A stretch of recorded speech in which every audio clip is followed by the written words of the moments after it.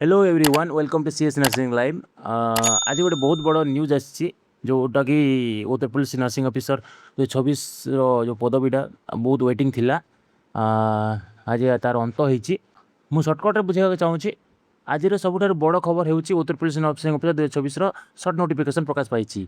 मोट 5989 nursing officer पदवी online आवेदन आह्वान कर आमर ऑनलाइन रजिस्ट्रेशन केवट स्टार्ट होची 13 जून 2026 टू 6 जुलाई 2026 पर्यंत।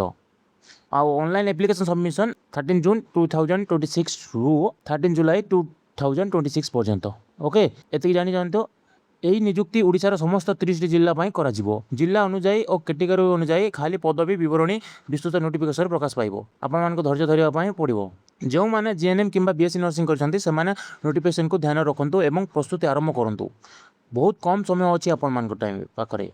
जदि आम CS nursing channel Uttar Pradesh nursing officer 2026 syllabus discussion previous year question expected MCQ live classes daily classes practice test exam strategy सबकि नियमित भाव में दिज्व। तेणु जदि आपण मैंने Uttar Pradesh nursing officer exam प्रस्तुति करुँच को लाइक करूँ शेयर करूँ और सीएस नर्सिंग लाइव चैनल को सब्सक्राइब कर बेल आइकन दबाई दिंतु जहाँकि आपण बहुत फास्ट मिल। धन्यवाद। जय जगन्नाथ।